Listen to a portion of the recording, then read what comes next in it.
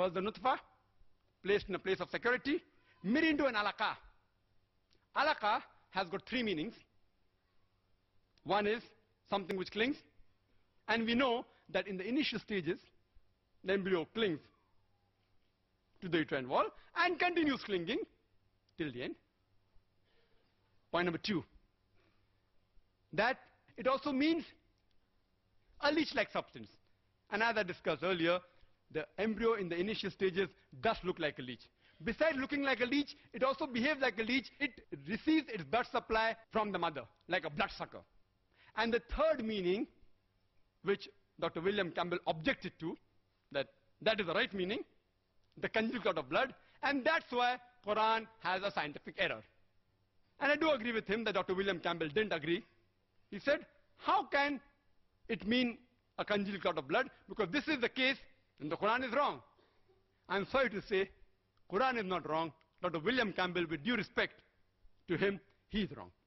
Because today, after advancement of embryology, even Dr. Keith Moore, he says that in the initial stages, the embryo, besides looking like a leech, also looks like a congealed clot of blood.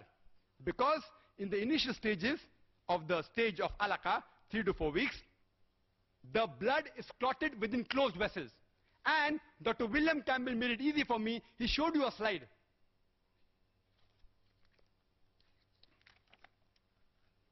It will be difficult for you to see, but this is the slide he showed you. This is exactly what Professor Keith Moore said looks like a clot, in which the blood is clotted within closed vessels, and during the third week of the embryo, the blood circulation doesn't take place. It starts later on. Therefore, it assumes the appearance of a clot. And even if you observe the conceptus, that's after abortion takes place, you can see it looks like a clot. Only one line answer is sufficient to answer all the allegations of Dr. William Campbell, is that the stages of the Quran, while it describes the embryological stages, is only based on appearance. Appearance. First is the appearance of a alaqa, a leech-like substance, as well as a clot of blood. And Dr. William Campbell rightly said that some ladies come and ask, please remove the clot. It does look like a clot. And the stages are based on appearance. It is created from something which appears like a clot, which appears like a leech, and is also something which clings. Then the Quran says we made that alaqa into a mudga, a chewed-like lump. Professor Keith Moore took plaster seal and bit between his teeth to make it look like a mudga. The teeth mark resembled the somites. Dr. William Campbell said, when the alaqa becomes a mudga, the clinging is yet there. It is there till 8.5 months. So, the Quran is wrong. I told you in the beginning, the Quran is describing the appearance. The leech-like appearance and the clot-like appearance is changed to the chewed-like appearance. It yet continues to cling till the end, there's no problem. But the stages are divided on appearance, not on the function. Later on, Quran says, we made the mudga into izama, bones. Then clothed the bones with flesh. Dr. William Campbell said, and I do agree with him, that the precursors of the muscles and the cartilages, that is the bones, they form together. I agree with that. Today, embryology tells us that the primordia of the muscles and the bones, they form together between the 25th and the 40th day, which the Quran refers to as the stage of mudga. But they are not developed. They are not developed. Later on, at the end of the 7th week, the embryo takes form of human appearance. Then the bones are formed. Today, modern embryology says the bones are formed after the 42nd day. And it gives an appearance of a skeletal thing. Even at this stage, when the bones are formed, the muscles aren't formed. Later on, after the 7th week and the starting of 8th week, are the muscles formed. So Quran is perfect in describing first alaqa, then mudga, then izaman, then clothed with flesh. And when they form, the description is perfect. And Professor Keith Moore said that the stages, that how it is described in modern embryology, stage 1, 2, 3, 4, 5, it's so confusing. The Quranic stage on embryology, describing on the base of appearance and the shape, is far more superior. Alhamdulillah. Therefore he said that I have no objection in accepting that Prophet Muhammad is the messenger of God and that this glorious Quran has to be a divine revelation from Almighty God. It's mentioned in Surah Nisa, chapter number 4, verse 56. It speaks about pain. Previously, the doctors, they thought that the brain was only responsible for feeling of pain. Today we have come to know, besides the brain, there are certain receptors in the skin which are responsible for feeling of the pain, which we call as pain receptors. Quran says in Surah Nisa, chapter 4, 56, that as to those who reject our signs, we shall cast them into the hellfire, and as often as their skins are roasted, we shall give them fresh skin so that they shall feel the pain. Indicating there is something in the skin.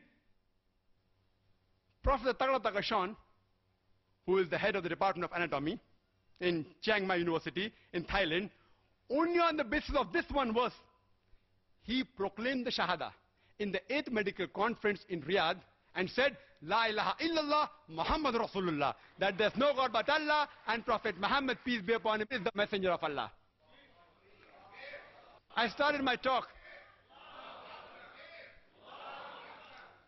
by quoting the verse of the glorious Quran from Surah Fussilat chapter 41 verse 53, which says, Sanurihim ayatina fil afaqi wa fi anfusihim hatta yatabayyana lahum annahu al-haq awalam yakfi bi rabbika annahu ala kulli shay'in shaheed.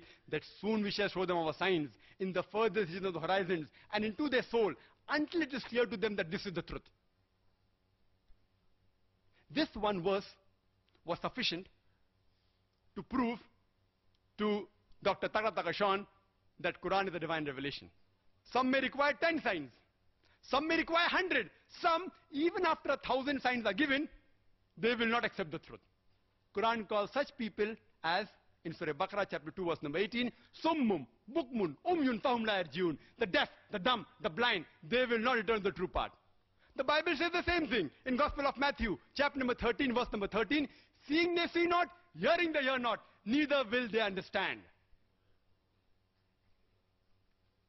And regarding the other parts of embryology, I will deal in my rebuttal, inshallah, if time permits.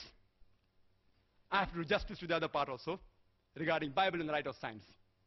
At the outset, let me tell you that Quran says in Surah Ra'd, chapter 13, verse 38, that we have given several revelations.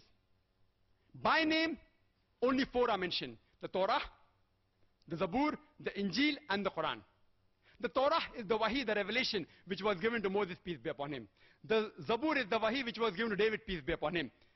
The Injil is the Wahi, the revelation, which was given to Jesus, peace be upon him. And Quran is the last and final revelation, which was given to the last and final messenger, Prophet Muhammad, peace be upon him.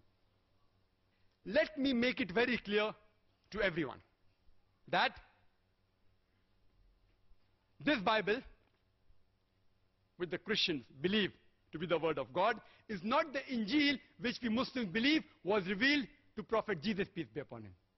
This Bible, according to us, it may contain the words of God, but it also contains words of prophets, words of historians. It contains absurdities, obscenity, as well as innumerable scientific errors. If there are scientific points mentioned in the Bible, there are possibilities. Why not? It may be part of the word of God in the Bible. But what about the scientific errors? What about the unscientific portion? Can you attribute this to God? I want to make it very clear to my Christian brothers and sisters. The purpose of my presentation on Bible and science is not to hurt any Christian's feeling. If while presenting, if I hurt your feelings, I do apologize in advance. The purpose is only to point out that a God's revelation cannot contain scientific errors. As Jesus Christ, peace be upon him, said, search ye the truth, and the truth shall free you. You have the Old Testament, you have the New Testament. Now you should follow the last and final testament, which is the glorious Quran. As far as Dr. William Campbell is concerned, I can be more liberal with him because he has written a book, Quran, Bible in the Light of History and Science. He has given a presentation and he's a medical doctor. I don't have to be very formal with him. As far as the other Christian brothers and sisters are concerned, I apologize if I hurt your feelings during the presentation.